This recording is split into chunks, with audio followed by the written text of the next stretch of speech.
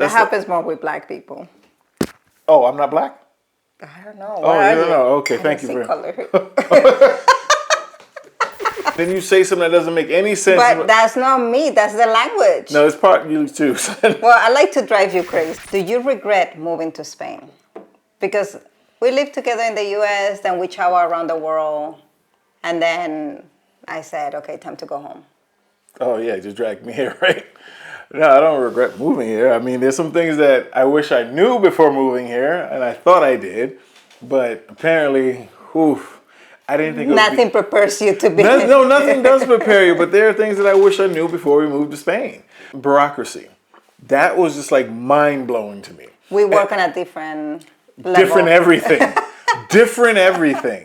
Pace, paperwork, just style, everything, and it's so difficult. It is. I'm not saying that to be funny, because trust me, when you realize it is funny, but it's so difficult, and there's no rational reason for it. No, and it's not only for foreigners. Like, our bureaucracy is bad for everybody. Seriously? Yeah. I thought I always thought it was just like because I'm the outsider. No. This is for everybody. I mean, look at the problems that I've been having to close an account that I had for like 25 years. Listen, if you move into Spain, bureaucracy is something that you have to kind of like get an idea about, or at least find someone that knows what they're doing, because just the fact that you can't, how your banks are not necessarily connected, that is crazy for an American. Yeah. If I'm in New York and I have a bank with Chase, if I go and move to California, I can do whatever I need to do at that Chase bank in California. It's the same bank. But apparently, here in Spain, it doesn't work like that. Yeah, I lived in Murcia for many years before I even moved to the US and in Valencia.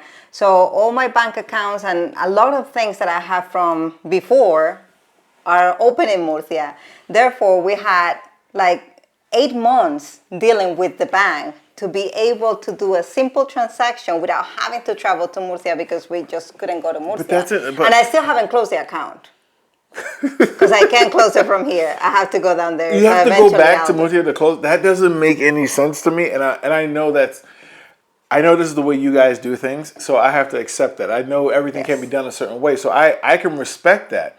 But I think it's, in this day and age, that's a little crazy that you can't do things a bit more remote, when especially when it's the same entity of a business. I have to say that coming back after almost 15 years being outside of Spain and coming back, I am very surprised with the amount of digitalization that we have. Like, I can ask for an empadronamiento online. I can ask for, like, once you already have done it, not the first time. But like, there's so many things that I can do. There's a digital signature that Hacienda has, and I can use to like sign any official documents from my computer. So there's a lot of digitalization.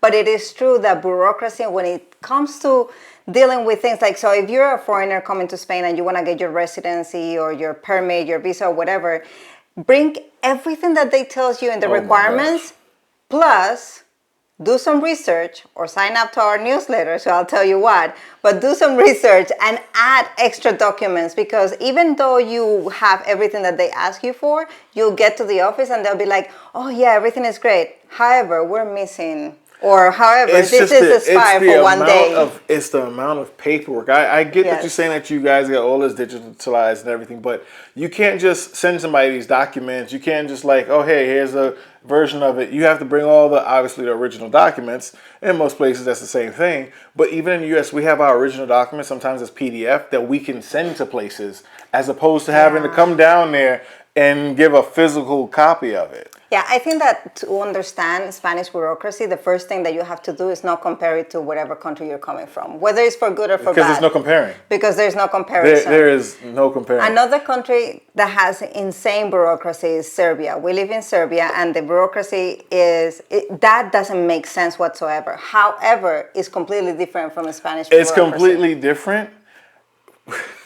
I think both have their wins and losses. They have their pros and cons. I would probably go with Serbia. I would. Don't get me wrong. To start a bank account in Serbia, it's like signing over your soul. It's like signing. Not only you sign like 100 times. We left the bank with this amount of folios. But it's paperwork. It's paperwork, and once it's done, and then everything else can go. Even when things are done here in Spain, if you got to go do something, you still got to go jump through hoops, a flaming hoop, backwards while tying your shoes in midair just to say this is okay. Let me break your dream, darling. We still have Serbian bank accounts. You know why we haven't closed our Serbian bank accounts? Because we're not in Serbia. No, not only that, which makes sense because we're outside the country, but even in the country, if we don't have the original phone number that we had when we opened the account, we cannot close the bank account.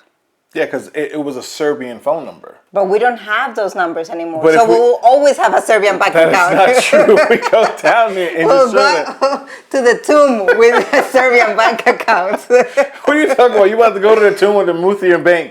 That too. That's just one aspect. The other thing is learning Spanish. Granted, you're a horrible teacher. Because it's been 10 years and I don't speak Spanish, so you're a horrible teacher. I have not been teaching you Spanish all these years because you refuse. As a good American, you have refused to learn the language of your husband, of your wife. It's not that I refuse. It's very frustrating, and it's frustrating the way you teach. The way you tell me things was frustrating. I'm like, I think I'm getting somewhere, and then you say something that doesn't make any sense. But that's not me. That's the language. No, it's part of you too. Well, I like to drive you crazy. Yeah, okay. So I made my point. I thought that, moving here to Spain, that I was like, okay, this is great. I need to learn this language. I'm getting here in Spain. This would be the best place for me to learn it and, adapt to it quickly. I'm completely wrong. If you're moving to Spain, you better pick up some foundation outside of Spain. And I'm saying that because it's one thing to learn the foundation of Spanish, like to learn the starting point. Yes. But if you come here, you don't get the starting point. You get the starting, the middle, the end, the extra credits, the sequels, the prequel, all at once. That's what you get. You get all of it at once. So you don't really grasp the language. It's going to take you a while. But if you come here with at least a little bit more foundation than I did, you would have a better chance of getting into the mix, because you guys don't just speak with your language. You speak in your phrases and you speak in your slang. So it's one thing to try to learn Spanish hearing that. That doesn't work. That is not the way. I kind of disagree. So first of all, I think that whenever you move to a different country, you need to prepare yourself and learn some basic things for the language, right? That's one thing. But then second thing, I think that it doesn't matter how much Spanish you learn before coming here. I feel like you're going to feel just as lost at the beginning. Disagree completely. Completely. People from like Hispano-American countries, they come here and they get puzzled by the way, and we speak the same language, right? It's still Spanish, even if we have a form of Castilian, but they get lost because one, we speak fast, sometimes faster than them, louder, and we use words that they don't understand. But that's a different thing. But what I'm saying is that even if you learn, which yes, I encourage everybody to learn some language before moving to a country, but that doesn't guarantee your success. So I'm going further. I'm saying, be a lot of patient and be dedicated and have fun with it. Go to the bar, make friends, find groups, because even if you have the wonderful, most greatest Spanish base, you're going to feel lost. I think you will. I think at the end of the day, you feel lost because it's only a natural thing to feel lost, because you guys speak with your slang and you speak with your phrases that I'm not going to hear outside, that I'm only going to hear when I get here, because these are things you've grown up saying to each other. Yes. So that's obviously the thing I'm going to be lost with. But getting around and getting used to what is the slang is much easier if you have a base, as opposed to trying to think that you're speaking normal, but you're speaking in slang. So I think there's a big ass difference of coming here with a foundation, or at least having a foundation of Spanish, to then get accustomed to the different phrases and stuff. Because if you come here like I did with maybe 5% of Spanish, and you try to... You're very shy. You always had more understanding of Spanish because you then already understood my conversations with my mother when I used to complain about you. Yeah, I just needed to make sure what you're saying about me. That's all I needed to understand. But I think, again, that's the important part, because when you come here, you guys speak fast, but you're very inviting. You're very welcoming to the language, but at the end of the day, it's still something that's an adjustment, because... I mean, what I find really ridiculous is those foreigners that come here and they get upset and agitated because people don't speak English here. Because it's not our responsibility to speak your language. Sister, I was waiting for the snap or the mic drop or something. I have a beer. I don't want to interrupt the flow. I agree.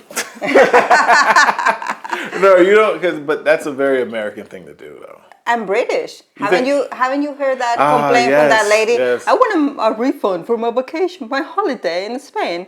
Everybody was speaking Spanish. Is this your British accent? I know, I'm horrible at it. You're horrible at all accents. Can I hear it again? No.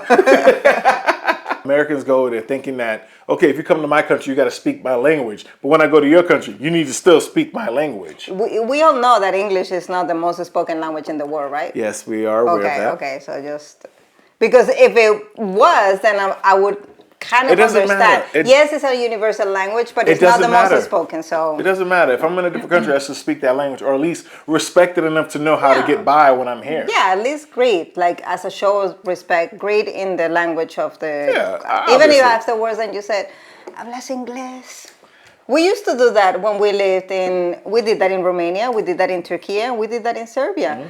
Mm-hmm. We learned how to say, do you speak English? In their language, so at least, it's a show of respect. Oh, you just learn the basics of things of, like the important things, who, what, when, and how, yeah. all those basics. But be careful with learning, because like when we was in Serbia, we did, again, this is a part of the slang and terms. Oh, look we were walking around at nighttime and we think we're being nice, like, when we were walking around at nighttime because we have a dog that we were walking. It's not like we were walking around at nighttime. That just set up the bad premise. A small detail, right? So while we were walking our dog at night, while we were walking our dog at night, the same way that you guys would come out and say, buenas tardes, or buenas noches, or anything, or buenas, or whatever it is, when you're passing by someone, that was the same behavior we were doing in Serbia, but we would say goodnight, and the way you say goodnight was laku noć. And so when we passed by people, they were like, oh, laku noć, and just walk away and just keep going, pass by, laku noć. Well, that's not how you say it, FYI. Well, that's not what you're supposed to say. Yes. Because apparently they don't say goodnight to each other like that. There's a different term they say instead. Yeah, that way is like when you go to sleep. Yeah. So like you will say that to your kids or to your parents, like looking like I'm going to sleep. But saying it at night in the street, you seem like a murderer and you're about to kill somebody. So apparently I became... We said that for months. And in our new neighborhood, when we moved over there, apparently I was probably a killer. You see a big black guy in the middle of the night telling you, good night. Night. So again, these are things that you don't understand until you get to the country. But see, it's the language, but it's also the behaviors. Like understanding the behaviors. Which is my third point for it all. Oh, okay. Is behaviors as well. Mm-hmm. Because I think here in Spain, your behaviors are not something that Americans will be able to adjust to very quickly. Mm-hmm. Because we have boundaries that we like to keep that you guys just don't have. Here we go again. It's always there. It's not again. It's just always there. And I think it is just adjustment. Even with time, you guys use time differently than we do. You guys value time differently than we do. So I think those behaviors of how you what. There's two things that we always say about that you're in Madrid when. Or when a Madrileño tells you, oh, it's just like a couple of blocks away from here, and then you walk 45 minutes, and that's the couple of blocks away. Or when you say, I'm almost ready, I'm coming. Yeah, you're just getting in the shower. Yeah, that's everybody. Yeah, so time is different. Yeah. Time and distance. In that sense, you're operating on black people time right there. That's how it is. Yeah, I'll be there in 5 minutes. I haven't even gotten out of the bed yet. Somebody said, by the way, now that you said it's like black time thingy, somebody said in the insult video that Spanish insults are very similar to black culture insults. How so? Because like if you call somebody a son of a bitch, it could be a good thing. It depends who and how you're saying it. It's true. That is very true. So okay, I respect that one. We might be closer than what you think. But the other thing too is just the physicality of how your behaviors are. I think all those things there, I wasn't accustomed to that. So I knew you guys do the kisses and everything, but I didn't know I'd be getting touched up on by random strangers. Oh, hola tío, hey. I didn't know that was going to be happening. So for me, that's a boundary. So you wish you would have known that, because how did it affect you though? It's just my personal thing. Like, I don't want to offend anybody, or I'm not going to be touchy-feely with any person, because Well, it's not a requirement that you have to be touchy. I know, but apparently you guys are. You don't have a requirement. It just is for you guys. That's it. It's a law, an unwritten law that you have to be this way. So I wasn't ready for that. And I think when you have people, because let me put it this way: in the U.S., when we have those things where you like black people and like people coming up and touching their hair, like, oh, your hair, oh, this is so nice or whatever. That happens more with black people. Oh, I'm not black? I don't know. Oh, you don't know? Okay, thank you. I think, to me, as a person that has lived outside and being married to you, like, I started realizing things that to me they were normal, and now I'm like, oh, wait a second, that's not so normal, right? So obviously the touching. Hi. He understands. Obviously the touching, but the other things is we stare a lot, and I think for Americans, especially Black Americans, they feel like they come to Spain and people are staring at them like in a bad way. And we lived in Turkey, and we saw that people stare a lot, especially if you go to small towns. It's just a thing, and you have to be prepared that and I think that this is the most important thing about behaviors, that what is normal in your culture doesn't mean that it's going to be normal somewhere else, and vice versa. You're going to face some cultural and behavioral things that are not normal, but you shouldn't take them as a negative thing right away. No, but it's different though, because you got to understand, like, we have a specific kind of feeling when we get stared at in the U.S. It's always something negative towards us. So it's always either they think we're going to cause trouble, we're dangerous, or we're going to steal something. So, the way the U.S. makes the rest of the world look is that racism, like in the U.S., is the same everywhere else. Now, I've been lucky enough to travel to these countries and notice that it's a whole different concept where in Turkey, yeah, they stare a lot, but it was more out of curiosity, where I'm from, get to know me, and so on. Where's a black person in Turkey? But again, I think that's the kind of key to it all. That's usually just curiosity, nothing necessarily malicious. Yeah, but you guys do stare a lot. We do stare a lot, and we stare at each other. But the most important thing is to know that there are things that you're going to face, and that doesn't mean that we mean bad. Yeah, I think that would be probably the key takeaways. That it's not necessarily malicious of anything. It's like, that's strange. I don't see this every day. And that's how it usually comes up for me in every country I go into. Yeah. Somebody said I should put a sign in a previous video that says, danger, do not touch. I've seen that one. I gotta put inflammable. I should get a t-shirt that say that.